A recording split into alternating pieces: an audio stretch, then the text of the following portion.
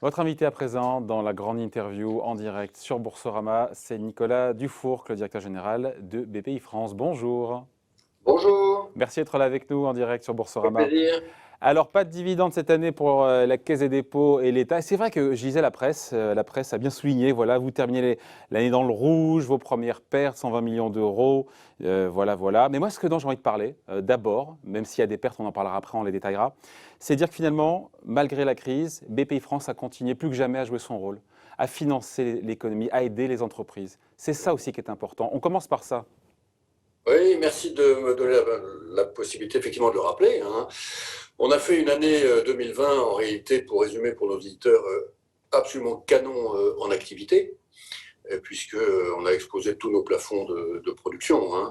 En crédit à l'investissement, on a passé les 10 milliards d'euros. Évidemment, c'était jamais arrivé. Il faut se souvenir que quand la banque a été créée, en crédit à l'investissement, on était grosso modo à 3,5, quoi. Donc on a multiplié par 3 la taille de la banque depuis sa création, hein, sur les crédits long terme. Ouais. Et la majorité de ces crédits sont des crédits sans garantie, avec des différés de paiement importants. Et là-dedans, il y a un petit peu de PGE, mais il y a surtout le fameux prêt à tout. Prêt à tout, c'était un jeu de mots que j'avais choisi, whatever it takes, pour expliquer aux entrepreneurs qu'on ferait tout pour les aider. Dans le financement de l'innovation, on a fait 3,5 milliards d'euros de distribution de subventions, de prêts à l'innovation, d'avances remboursables, de prêts à taux zéro, etc. Dans l'année, 3,5 milliards d'euros, dont évidemment le plan de relance à partir du mois de septembre. Donc en tout, c'est 20 milliards d'injectés par BPI France pour aider nos boîtes. Voilà, et donc ça fait 20 milliards de ressources longues injectées Ouais. effectivement par BPI France pour aider les boîtes. Alors,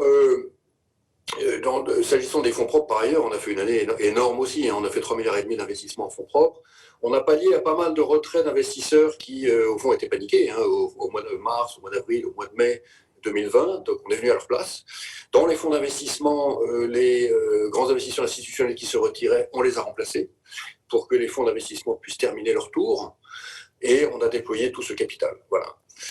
Donc voilà, plus que jamais, encore une fois, vous avez répondu présent en continuant à financer nos boîtes. Après, bon voilà, sur les comptes, qu'est-ce qui se passe? Donc qu'est-ce qui a le plus plombé les comptes, encore une fois, de BPI France? Non, mais Quelle est la facture? On peut parler de facture pour la facture Covid pour BPI France?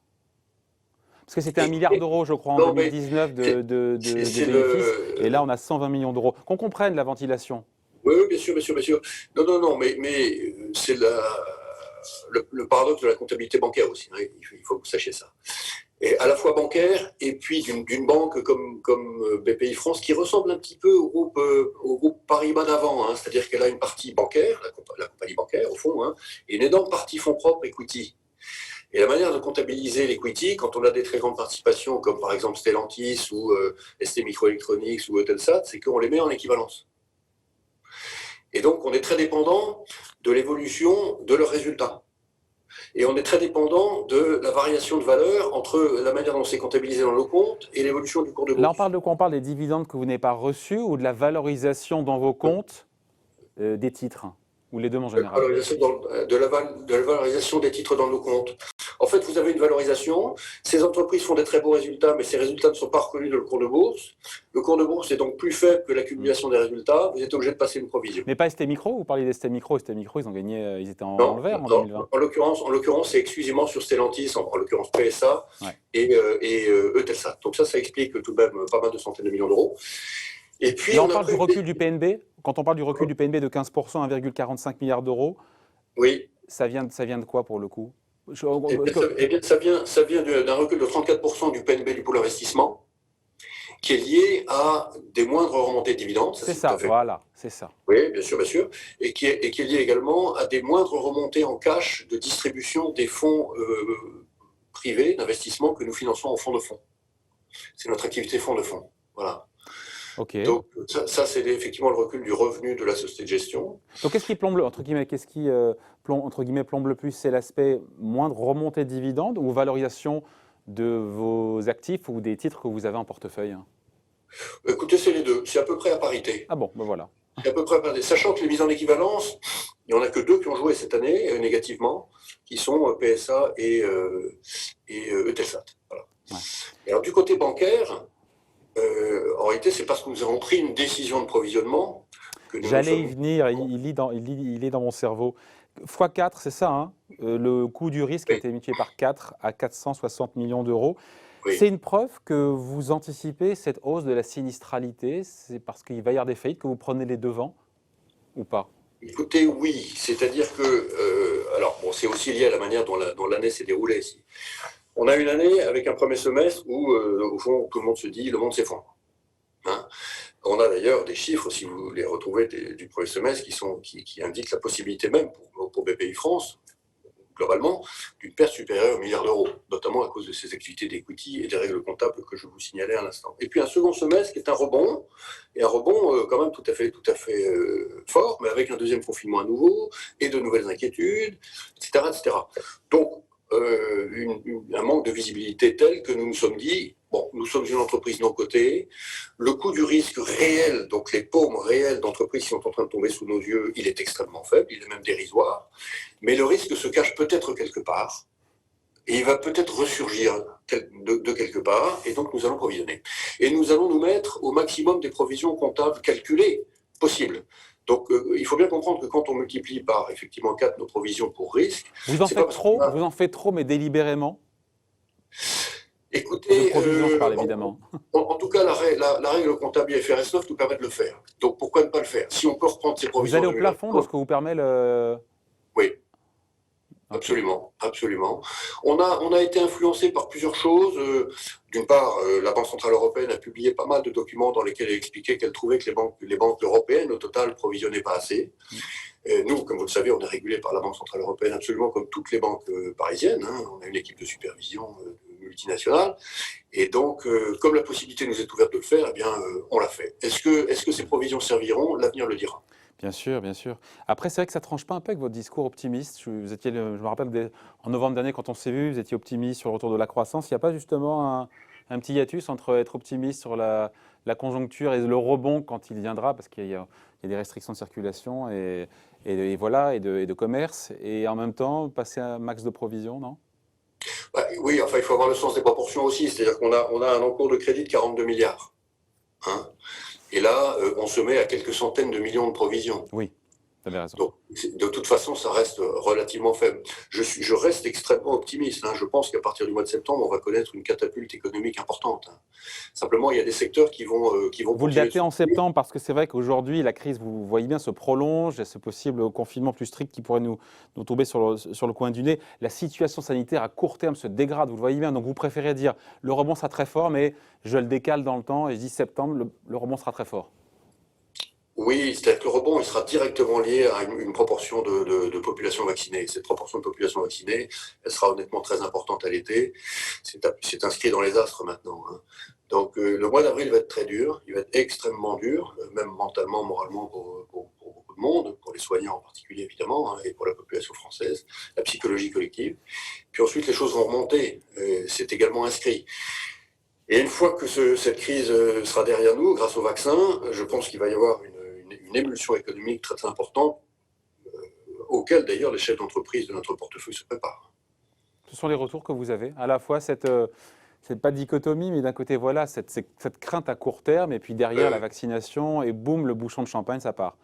On a envie d'y croire, hein, de vous à moi. Hein. Écoutez, en tout cas, dans notre portefeuille, qu'est-ce qu'on a? On a, typiquement ST Microélectronique, c'est déjà parti sur une espèce de super cycle du semi-conducteur. Jean-Marc Chéry.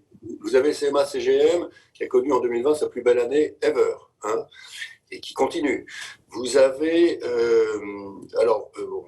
Stellantis, les 2 premiers mois de l'année sont un peu plus difficiles en termes de PSA Chrysler. Pardon, oui, de volume de vente d'automobiles par rapport à l'année dernière, mais l'explosion de l'électrification nous emmène sur un super cycle qui démarre, c'est tout à fait clair. Alors toute la partie industrielle, Arkema, Nexans, etc., sont convaincus d'un rebond post-Covid très significatif, hein, reconstitution des stocks pour partie, mais pas seulement. Bref, le monde change et on va le voir dans les comptes. C'est intéressant de parler d'Arkema parce que j'ai vu que c'était votre fonds stratégique Laquan, je ne sais pas si je le dis bien, Oui. Qui a récemment investi donc, dans Essilor, Luxottica et dans Oui. Arkema. Pourquoi ce choix d'investir dans ces 2 boîtes-là? De ces 2 géants, c'est plus que des boîtes, c'est des géants. Ces deux multinationales françaises absolument magnifiques. Arkema est tout au tout début de la chaîne de la valeur de quantité d'industrie, a su se réinventer sur la chimie de spécialité, sur les biochimies maintenant de plus en plus. Entreprise très intelligente, très agile, bien managée, avec un potentiel de valorisation très important. Et depuis que nous avons investi d'ailleurs, nous avons déjà une très belle plus-value. Thierry Lehenaf qui était là il y a quelques jours à votre place.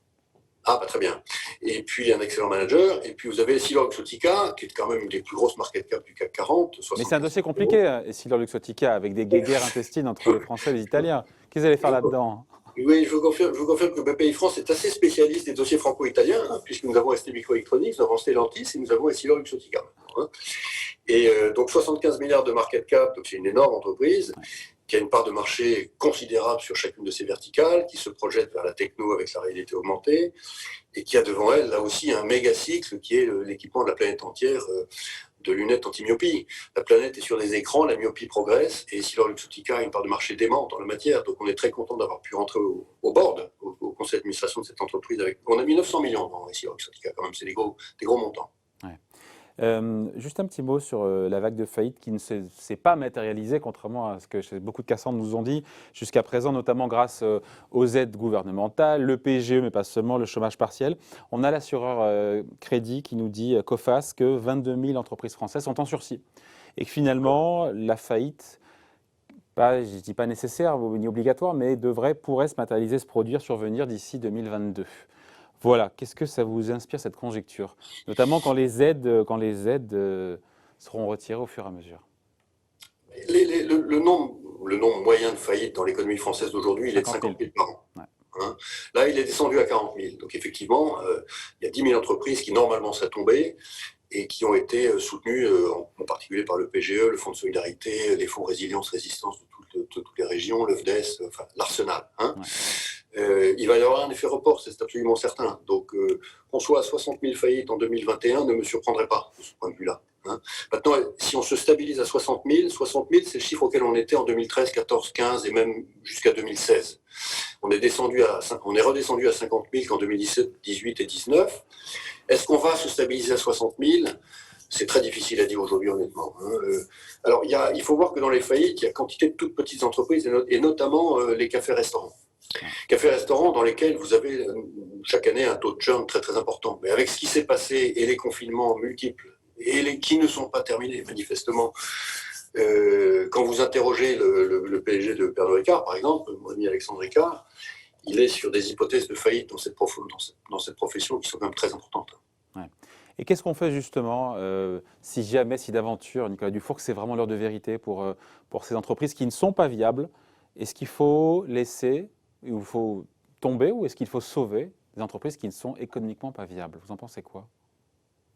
Écoutez, non, il faut jamais sauver une entreprise qui n'est pas viable. Hein. Ça, c'est la position de BPI France. Même s'il y a des emplois derrière, des gens qui parlent. Oui, non, mais encore une fois, on peut guérir un patient qui a une maladie guérissable, mais quand le tableau clinique est irréparable, il ne faut pas tenter de réparer, ça c'est tout à fait clair. Hein. Il y a d'autres dispositifs pour ça. Bon. Est-ce qu'au global, c'est une question que certains peuvent se poser, ces 120 millions d'euros de pertes, ça ne change rien, ça n'obère pas votre capacité à continuer à alimenter, à aider les entreprises et à les soutenir dans cette crise qui n'est pas encore terminée? Non, absolument pas. Alors, encore une fois, par rapport à une entreprise que j'ai bien connue par le passé où le schéma comptable était beaucoup plus simple, dans un monde bancaire, on est sur des schémas un peu compliqués. Donc, voilà. Ce qu'il faut retenir, c'est que on se met en perte comptable. Évidemment, il n'y a aucune perte en cash dans tout ça. Hein. Mais ce qu'il faut retenir aussi, c'est que ce qui compte, c'est la création de valeur. Or, en 2020, en dépit de tout ce qui s'est passé et de tout ce que BPI France a fait au secours des entreprises, etc., nous avons créé de la valeur. Hein.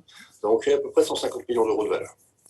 Avec la totalité de notre portefeuille direct, indirect, plus notre portefeuille de crédit, plus que tout ce que nous avons fait en accompagnement, en conseil auprès des entreprises, nous avons créé de la valeur en 2020. En 2021... On peut imaginer retrouver les bénéfices de 2019, à savoir un petit milliard d'euros, ou un bon milliard d'euros d'ailleurs. Alors non, pour une raison simple, c'est qu'une entreprise qui avait contribué massivement au résultat de 2019 par la mise en équivalence, qui s'appelait PSA, Nous ne la mettrons plus en équivalence à partir de 2021, puisque notre participation est passée de 14 à 7%, avec la fusion avec Fiat. Donc nous n'avons plus que 2 mises en équivalence, qui sont ST Micro, qui va contribuer positivement, et Eutelsat, et qui impacteront la comptabilité de 2021. Mais je pense qu'on sera sur des ordres de grandeur de résultats nets 2021 qui seront 700-800 millions.